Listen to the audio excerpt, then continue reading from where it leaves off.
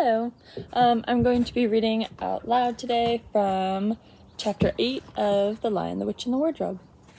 Alright, here we go.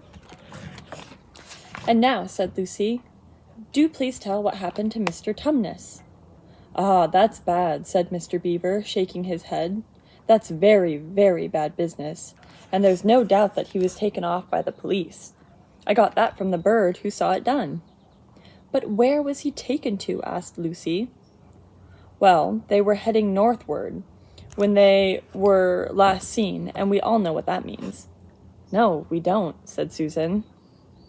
Mr. Beaver shook his head in a very gloomy fashion. "I'm afraid it means that they were taking him to her house," he said. "But what'll they do to him, Mr. Beaver?" gasped Lucy. "Well," said Mr. Beaver, "you can't exactly say for sure, but there's not many taken in there that ever come back out again. Statues, all full of statues, they say it is, and in the courtyard and up the stairs and in the hall, she's turned people." He paused and shuddered. She's turned them into stone." "But Mr. Beaver," said Lucy, we must do something to save him. It's too dreadful that it's all on my account." "Oh, I doubt you'd save him if you could, dearie," said Mr. Beaver. "You've got no chance getting into that house against her will, and ever coming out alive." Can't we have some stratagem?" I don't know what that is. I don't know if I even pronounced it right. "Can't we have some stratagem?" said Peter. Couldn't we dress up as something, or pretend to be, peddlers or something? Or watch until she's gone out? Or, hang it all, there must be some way. This fawn saved my sister at his own risk, Mr. Beaver. We can't just leave him to be turned into a statue." "Oh, it's no good, son of Adam," said Mr. Beaver. No good you're trying, of all people. But now that Aslan is on the move—" Oh, yes," Lucy interrupted. Who is Aslan?" "Aslan," said Mr. Beaver. "Why, don't you know he's the king? He's the lord of the whole wood. But not often here, you understand. Never in my time or my father's time. But the word has reached us that he has come back. He is in Narnia at the very moment. He'll settle the White Queen all right. It is he, not you, who will save Mr. Tumnus." "She won't turn him to stone too, will she?" Edmund asked. "Oh, Lord love you, son. What a simple thing to say," he answered the Beaver with a great laugh. "Turn him into stone. If she can stand on 2 feet and look at him in the face, it'll be most she can do and more than I expect of her. No, he'll put things right, as it says in the old rhyme in these parts." And then Mr. Beaver spoke a rhyme. "Wrong will be right when Aslan comes in sight. At the sound of his roar, sorrows will be no more. When he bares his teeth, winter meets its death. And when he shakes his mane, we shall have spring again." He finished the rhyme. "You'll understand when you see him," he added. "But shall we see him?" asked Susan. "Why, daughter of Eve, that's why I brought you here. I'm going to lead you to where we shall meet him," said Mr. Beaver. Is he a man?" asked Lucy. "Aslan, a man?" the Beaver said sternly. "Certainly not. I tell you it's the king of the wood and son of the great emperor beyond the sea. Don't you know who is the king of beasts? Aslan is a lion, the greatest lion." "Oh," said Susan, "I thought he was a man. Is he quite safe? I feel rather nervous about meeting a lion." "That you will, dearie, and no mistake," said Mr. Beaver. "If there's anyone who can appear before Aslan without their knees knocking, they're either braver than most or else just silly." "Then he isn't safe," said Lucy. "Safe," said the Beaver. "Don't you hear what Mrs. Beaver tells you? Who said anything about safe? Of course he isn't safe, but he's good, and he's the king, I tell you." "I'm longing to see him," said Peter.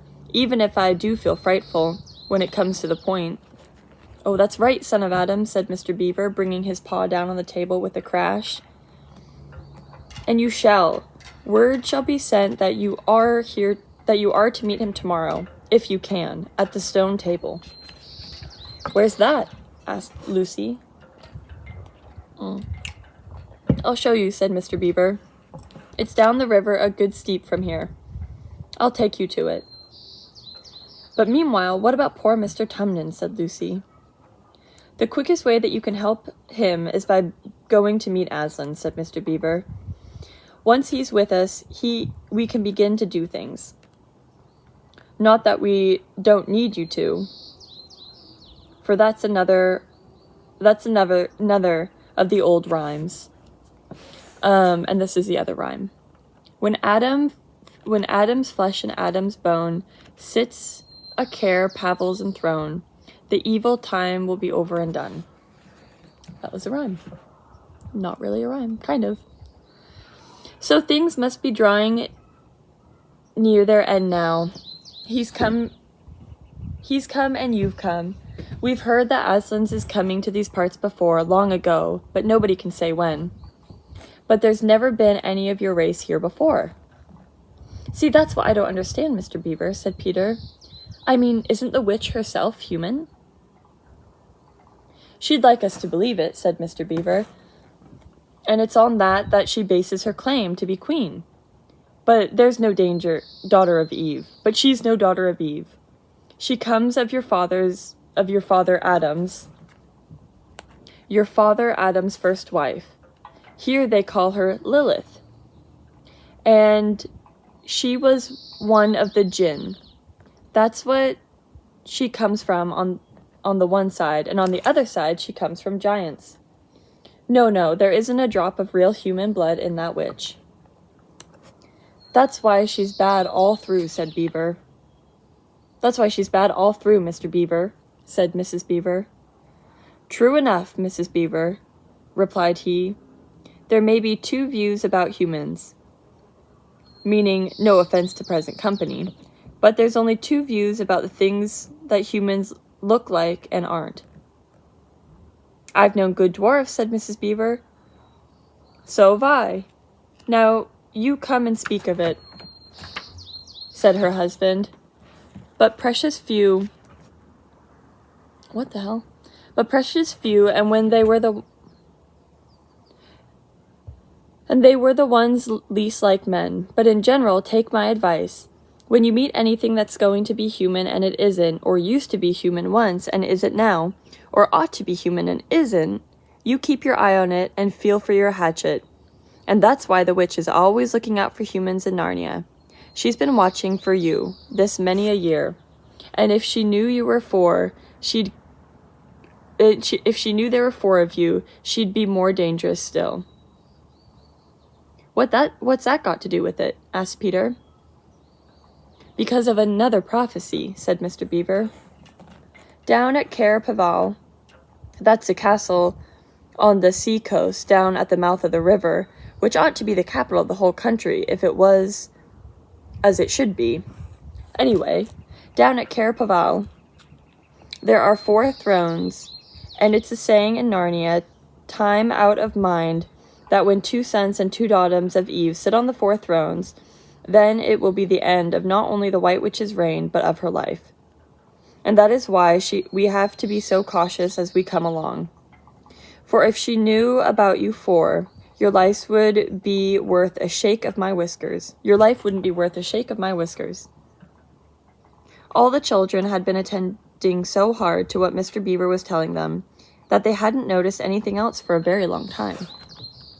Then, during that moment of silence that followed in his last remark, Lucy suddenly said, I say, where's Edmund?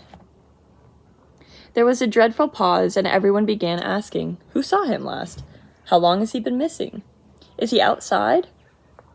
And then all rushed to the door to look out, and the snow was falling thickly and steadily. The green ice of the pool had vanished under a thick white blanket, and from where the little house stood on the center of the dam, you could hardly see the other bank. Out they went, plunging well over their ankles into the soft new snow. and went around the house in every direction.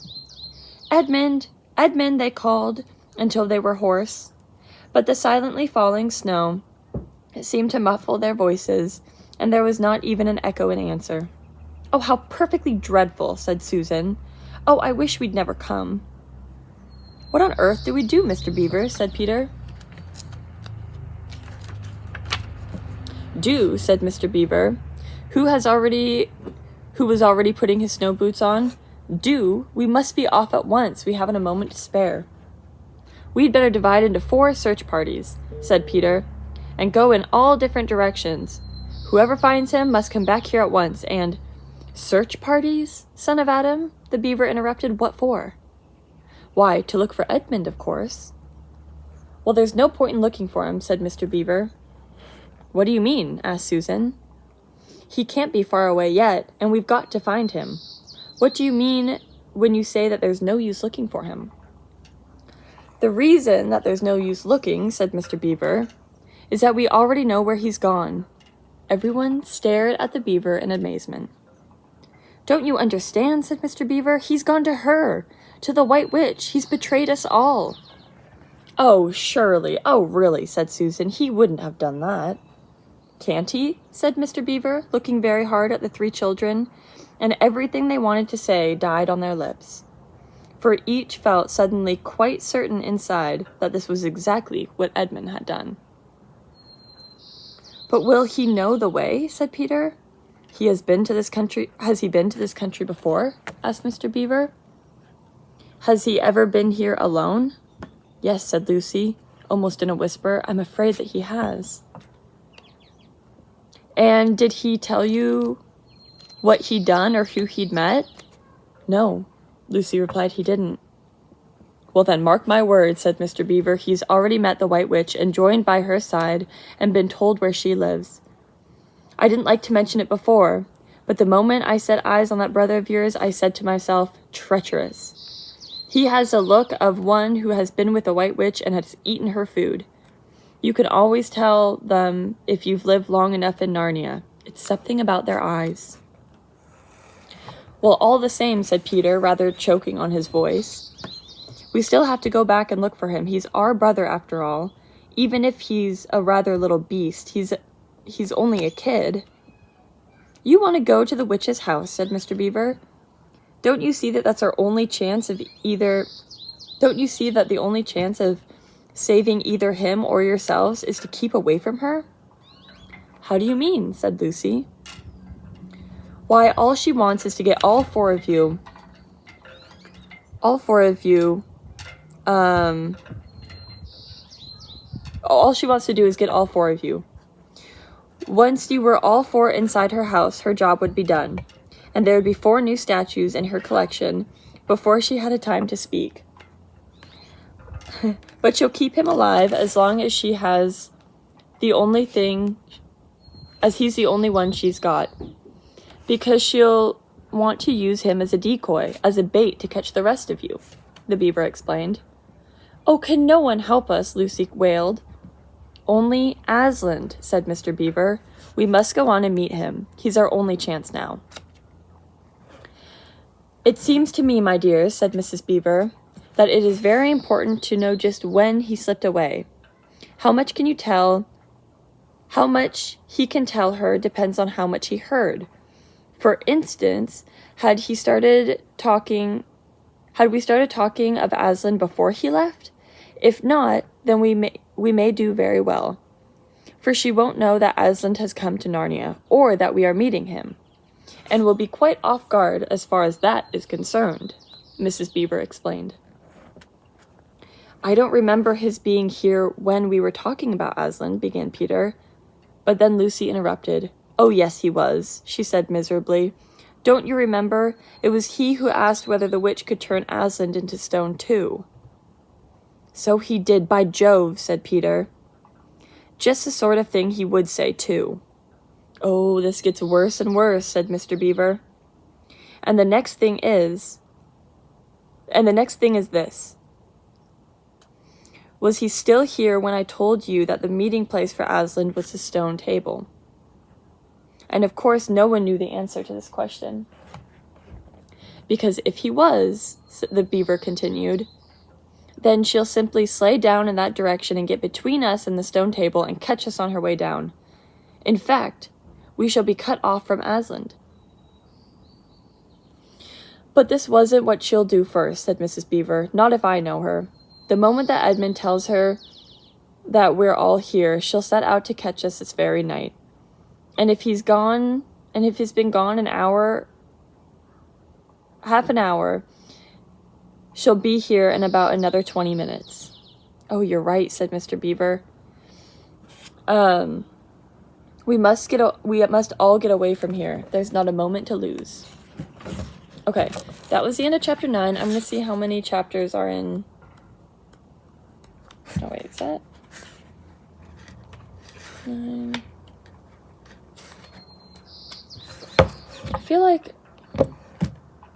I can read this quickly.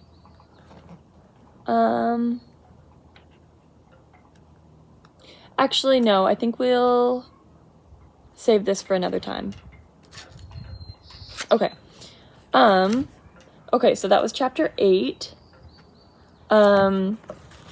They just met with the beaver and his wife, and they were learning all about Aslan and more details about the White Witch. And it sounds like they are planning to go meet Aslan, but their brother Edmund snuck off to go and see the White Witch, who he had met before in a previous chapter. Okay, yeah, so that was the end of chapter 8. We'll do chapter 9 another day. All right.